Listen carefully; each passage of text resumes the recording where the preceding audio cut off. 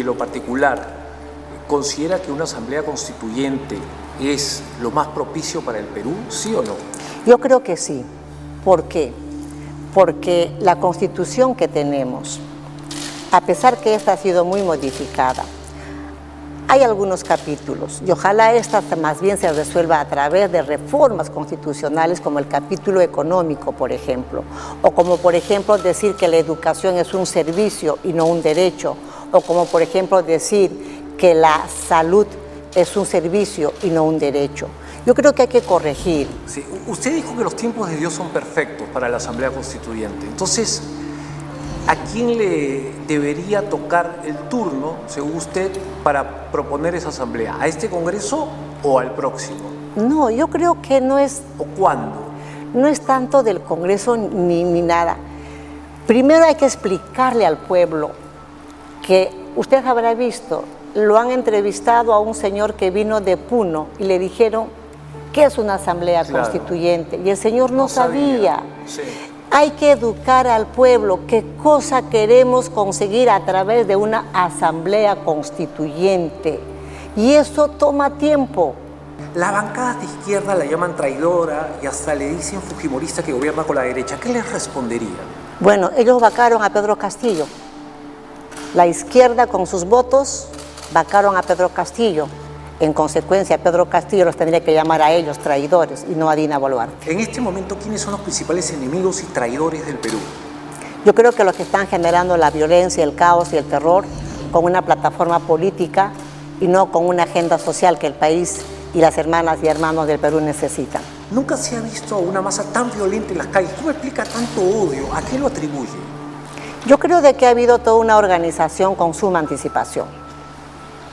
Me da la impresión que el presidente que dio el golpe de Estado no quería quedarse solamente 5 años, como democráticamente en la alternancia se debe dar, sino más de los 5 años.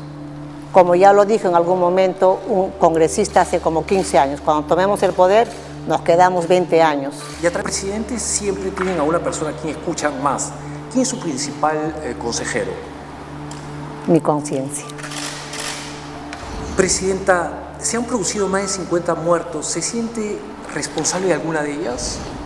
No, porque en principio creo que mi deber como presidente y conforme al marco constitucional y las leyes es velar por la vida y la salud de los 33 millones de personas. La violencia no ha venido desde el gobierno. Los enfrentamientos se han dado en mitad de esas protestas violentas. Hay un derecho a la protesta pacífica y lo ampara la Constitución. En algún momento yo fui parte de esas marchas de protesta y he salido a marchar y a reclamar reivindicaciones laborales, sociales, de justicia social. Pero jamás levanté mi mano para incendiar, tomar aeropuertos o querer bloquear carreteras, porque ahí ya estaría irrumpiendo con el derecho que ya no es mío, sino de mi prójimo. Es verdad. ¿Qué piensa que ya existe una moción de vacancia en su contra? Sí, y es propuesta por estos señores de izquierda radical que no se sabe qué quieren. Primero dijeron adelanto de elecciones, luego renuncia a Dina Boluarte, ahora piden vacancia a Dina Boluarte, luego piden cambio de la mesa directiva, pues que se pongan de acuerdo qué quieren. ¿Qué siente cuando en algunas zonas del país le gritan Dina asesina y guerra civil? Tristeza, porque ellos saben, los que gritan, que Dina no es ninguna asesina. Es una madre de familia que ama y quiere de corazón a los 33 millones de mujeres y hombres de nuestro país. Dio un golpe de Estado el 7 de diciembre y usted era su vicepresidenta. ¿En algún momento supo que eso iba a pasar? Nunca. ¿Pero por qué? Si estaba tan cerca de él. Con Pedro Castillo yo había tomado mi distancia de agosto del 2022, porque era arar en el desierto. Se le recomendaba una cosa, otra cosa, nunca me oía, porque una cosa es escuchar y otra cosa es oír. Nunca me oyó el expresidente, entonces yo decía, ¿A qué voy a Palacio a recomendar o sugerir algo si no me va a escuchar? Pero y tome distancia. Usted es una persona inteligente. ¿Nunca lo sospechó? No. La verdad, él tenía un grupo muy reducido de ministros con quienes conversaban y dialogaban. Hasta en una ocasión, cuando había un consejo de ministros y dijeron sin micrófonos, acá vamos a ver, y planteaba este tema de la cuestión de confianza. Y algo quiso decir el ministro del Interior, algo quiso decir. Y ahí un ministro le dijo, cállate, eso lo vamos a ver en un momento reservado. Y la que luego fue premier le dijo, sí, lo vemos en un momento reservado. ¿Cuándo se empieza a alejar de Pedro Castillo y por qué?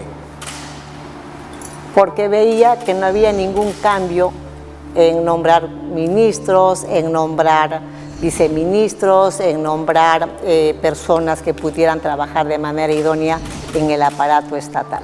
Señora Dina, pero las denuncias sobre la corrupción de Castillo y su entorno salían todas las semanas y eran muy graves. ¿Alguna vez lo encaró? ¿Le dijo algo? ¿Le dijo, qué te pasa, Pedro? ¿En qué estás?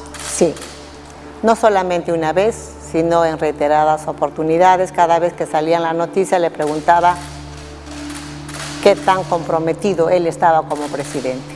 ¿Y qué le respondía? Que no. ¿Se arrepiente de haber dicho que si vacaban a Castillo usted también se iba? No, porque la coyuntura de ese momento, y eso es lo que no sabe la población de Puno, y si me permite lo voy a explicar brevemente.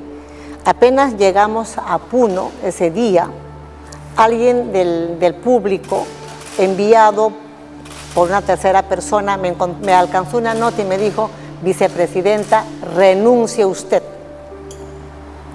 Y allí el presidente me da el micrófono y yo digo, a mí nadie me va a decir irresponsablemente que renuncie al cargo de vicepresidenta.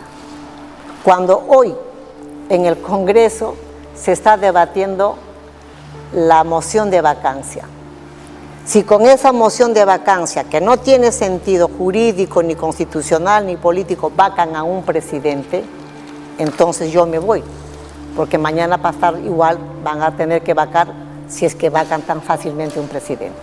O sea, fue en ese contexto político que se dijo, y aquí estoy en el mandato constitucional, asumiendo la presidencia luego de un golpe de Estado que el mismo Pedro Castillo lo ha dado. ¿Por qué dijo que Puno no es el Perú?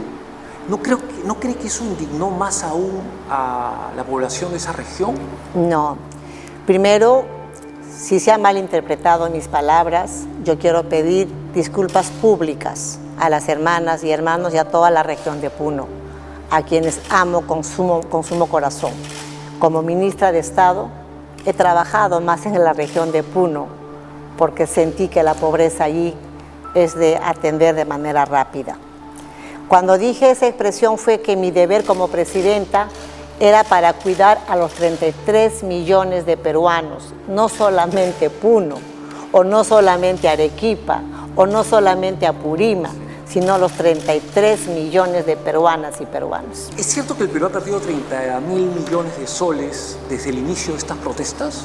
Sí, y no solamente eso, sino de aquellas muertes que estos señores gritan en las calles, aproximadamente 12 fallecieron por las carreteras bloqueadas porque no llegaron a tiempo al hospital, o como por ejemplo los señores haitianos, 4 creo de ellos en Puno, no tuvieron acceso de poder llegar al hospital porque no los permitieron llegar a los hospitales.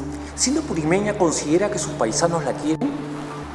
Mire, yo recuerdo cuando fui a hacer el cierre de campaña a mi tierra Apurímac, la tierra del Taita Arguedas y de nuestra gran Micaela Bastidas. No había un espacio para un alma más en esas plazas tremendas y hermosas de la capital de Apurímac, el querido Abancaicito. Mi pueblo me quiere, yo sé que me quiere. Yo sé que en algún momento aquellas mentes radicales van a tener que, supongo yo, retroceder en su pensamiento radical, porque eso no es Apurímac. Apurímac es de un corazón Munay. son hoikuan, monaikuiki, ya está masikuna. ¿Afirman que va a terminar su mandato? En cuanto el Congreso defina la fecha de las elecciones, estaremos inmediatamente convocando a esas elecciones generales y el día que tenga que entregar el mandato, estaré retirándome con la conciencia tranquila y con la frente en alto de haber servido a mi país de manera honesta, resolviendo los problemas de los que más necesitan. ¿Cuál sería su mensaje final a la población? A mis hermanas y hermanos del Perú, les digo a todos ellos, trabajemos con esa responsabilidad que somos peruanos y como tal necesitamos mandar un mensaje al mundo que no somos un país violento, que no somos un país radical, que queremos desarrollarnos, que queremos trabajar, que queremos estudiar en calma y en paz. Y para finalizar siempre voy a usar las palabras de nuestro incanato, Amayuya, Amasúa, Amajeya, y les digo a mis hermanos, Sumagyata Yankasun, Amasuaspa, Amayuyaspa, Amajeya Caspa.